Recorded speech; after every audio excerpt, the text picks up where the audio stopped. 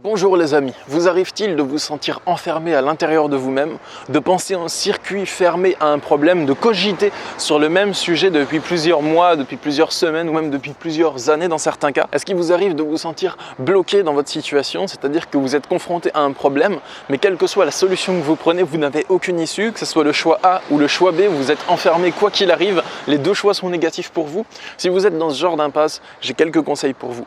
Je vais vous donner 5 choses à faire qui vont vous permettre progressivement, avec le temps, de libérer votre esprit. C'est parti les amis, on y va!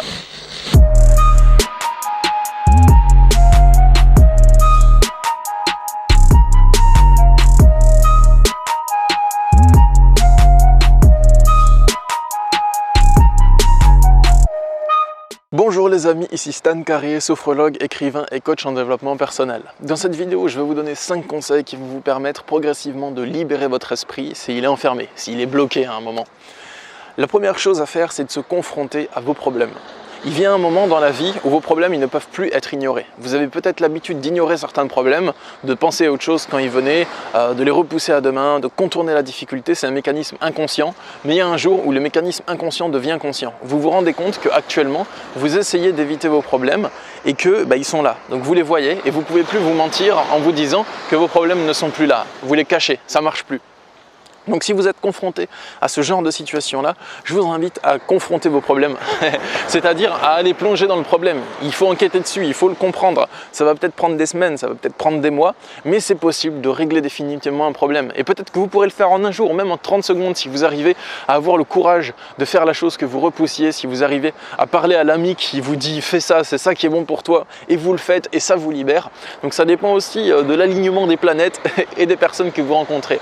La première chose pour libérer votre esprit, c'est donc de se confronter à la situation la plus problématique. Je ne parle pas de cogiter en boucle à un truc encore plus qu'avant. Je parle vraiment de la situation problématique. Il faut aller dedans. Il faut parler aux gens. Il faut leur dire ce que vous pensez.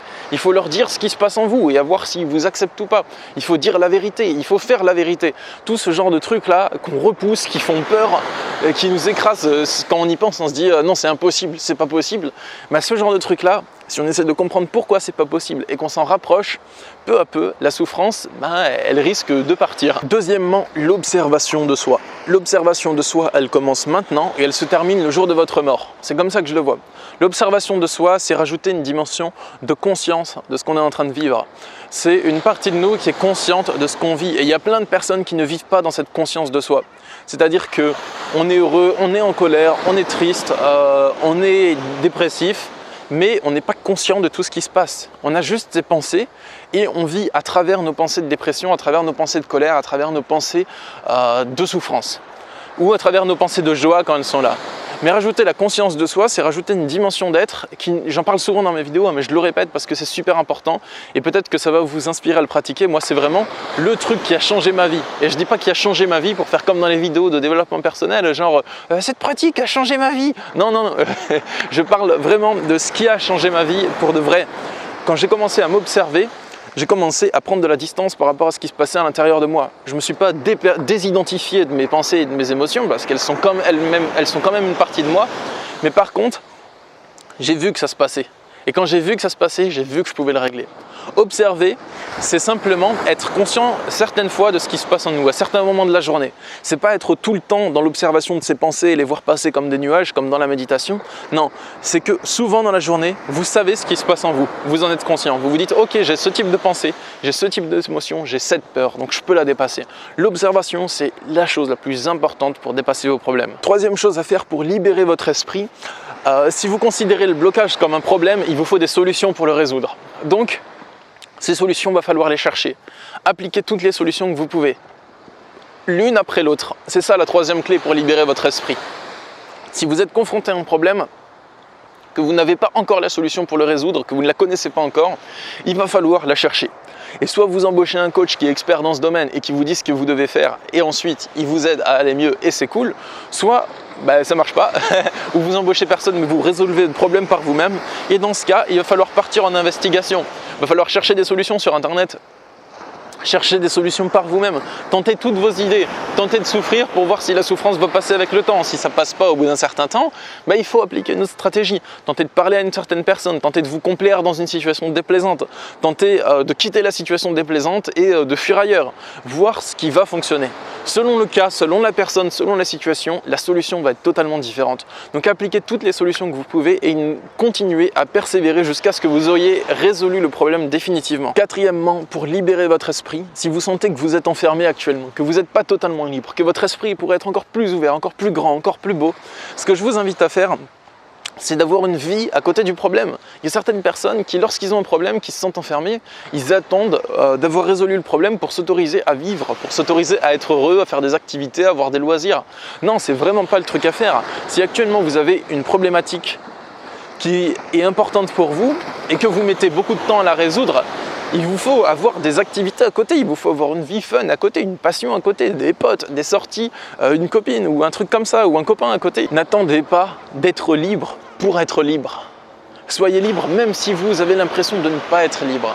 C'est ça la clé pour libérer votre esprit. C'est de ne pas attendre d'avoir résolu le blocage pour vous autoriser à être libre.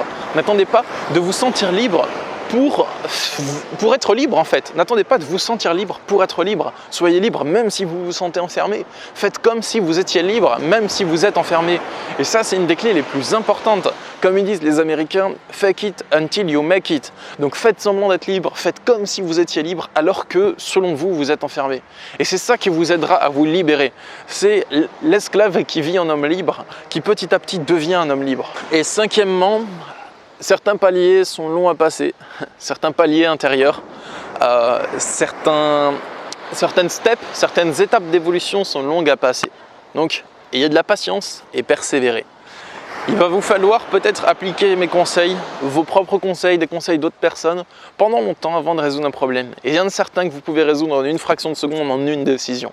Comme je l'ai dit dans une autre vidéo, tu es toujours à une décision près d'avoir une vie totalement différente. Donc certains paliers sont longs à passer, des fois il vous faut faire preuve de patience et des fois c'est la patience qui va vous permettre de résoudre certains problèmes. La patience et persévérance, c'est important. J'espère que cette vidéo vous a plu. Si vous le souhaitez, n'hésitez pas à la partager sur les réseaux sociaux pour inspirer vos amis ou à vous abonner à ma chaîne YouTube si ce n'est pas déjà fait. Sachez que je suis disponible pour mes consultations de coaching en développement personnel, justement pour vous aider à vous libérer et à dépasser un blocage. Vous pouvez me contacter, il y a le lien dans la description de cette même vidéo. Je consulte par Skype, par téléphone ou par Messenger.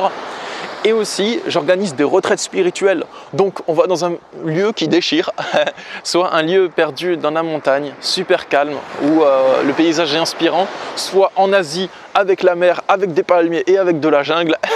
On pratique de la sophrologie, de l'introspection, du coaching en développement personnel, on rencontre des gens, on mange bien et on fait des activités sympas.